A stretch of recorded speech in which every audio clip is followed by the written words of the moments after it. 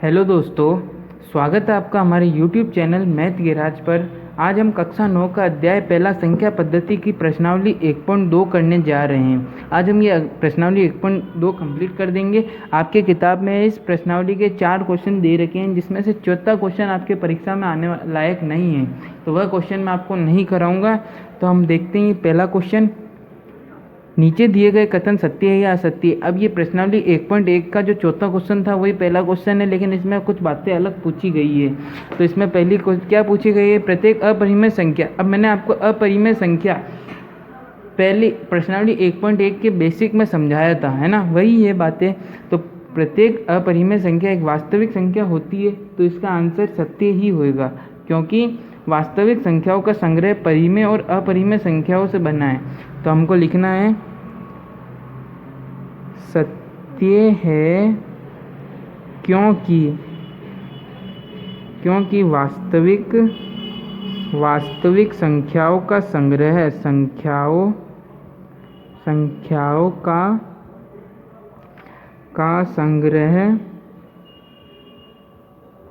संग्रह परिमेय और अपरिमेय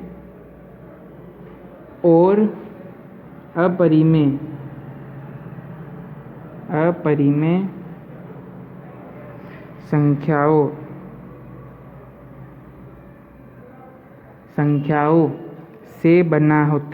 से बना होता है।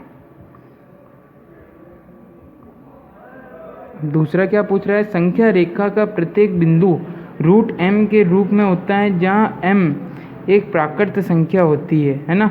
तो अब इसका आंसर आपका असत्य है।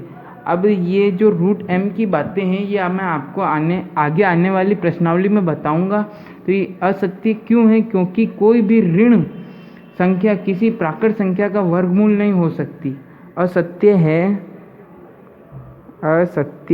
क्योंकि कोई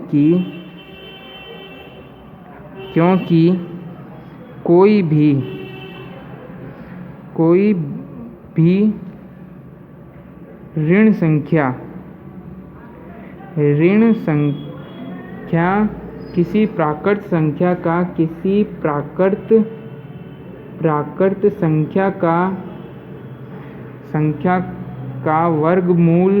प्राकृत संख्या का वर्गमूल नहीं हो सकती है। मैं इतना जल्दी इसलिए लिख रहा हूँ ताकि वीडियो ज़्यादा बड़ी ना होवे। नहीं हो सकती है, ठीक है। अब ये तीसरा, प्रत्येक वास्तविक संख्या एक परिमेय संख्या होती है, तो ये असत्य है। अब इसमें आप कारण क्या बताओगे, असत्य है क्योंकि आप इसमें कारण एक उदाहरण बता देना।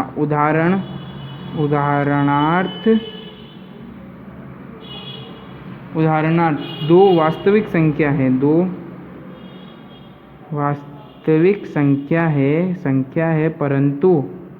परंतु अपरिमेय नहीं।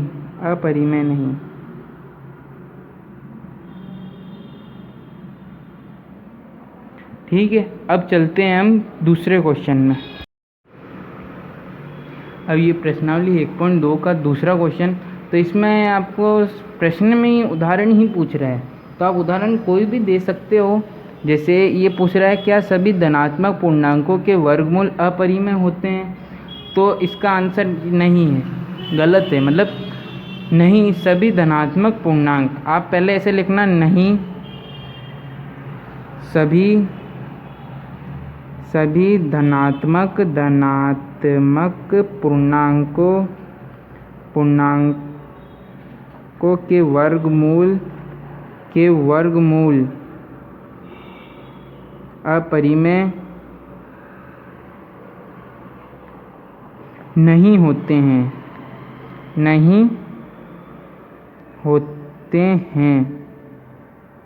है ना। उदाहरणार्थ लिख देना, इसने उदाहरण ही पूछा है, तो आप लिख देना उदाहरणार्थ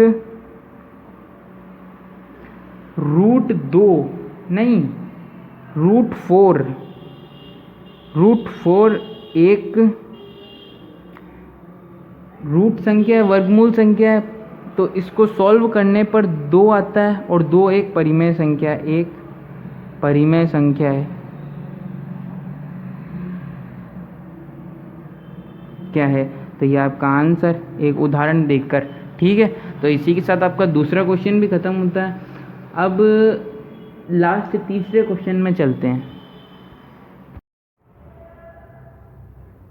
अब ये तीसरा क्वेश्चन क्या कह रहा है? दिखाइए कि संख्या रेखा पर √5 को किस प्रकार निरूपित करेंगे।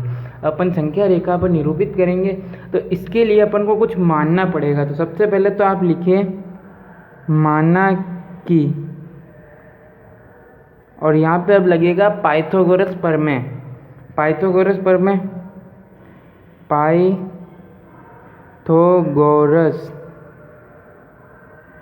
प्रमेय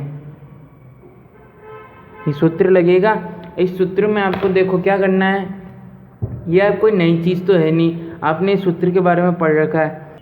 तो आप सूत्र अब बताओ क्या होगा। सूत्र ये होगा कर्ण स्क्वायर इज इक्वल टू आधार स्क्वायर प्लस लंब स्क्वायर। ठीक है, तो माना अपन ने लंब है 1, ठीक है, और आधार है 2। ठीक है, अब अपन को कर्ण निकालनी है। तो ऐसे नीचे चलो, है ना। तो कर्ण स्क्वायर इज इक्वल टू आधार क्या है अपना 2, तो 2 स्क्वायर प्लस लंब क्या है 1 स्क्वायर, 2 का स्क्वायर 4 प्लस 1 का स्क्वायर 1, ये 5। अब अपन को स्क्वायर हटाना है कर्ण से, तो इस पर रूट लग जाएगा। पढ़ा हुआ है आपने तो ये, है ना। स्क्वायर हटता है तो रूट लगता है ना, रूट लग गया तो कर्ण क्या है अपना √5। ठीक है, अब देखना समझना आप, ये यहाँ से लेके जो यहाँ तक का बिंदु है ये है 1, है ना, लंब, और जो ये यहाँ से लेकर यहाँ तक का जो बिंदु है आधार वो है आपका 2। ठीक है, यहाँ से यहाँ तक का 1 है, यहाँ से यहाँ तक का 2 है ना। अपना कर्ण क्या निकला 5, √5, है ना।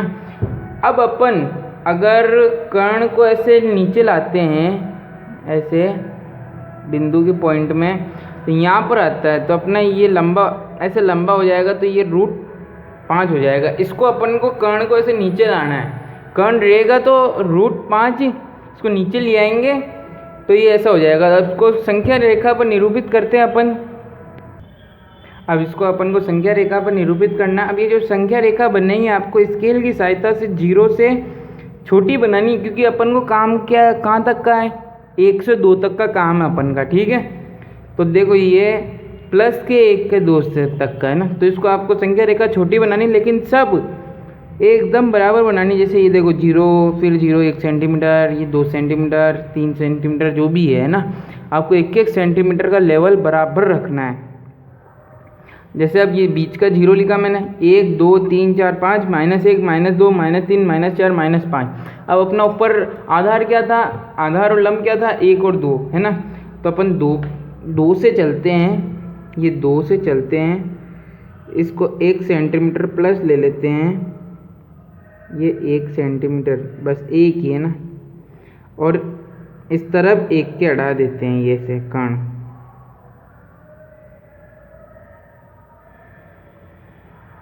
ये कर्ण 1 के अड़ा दिया, है ना।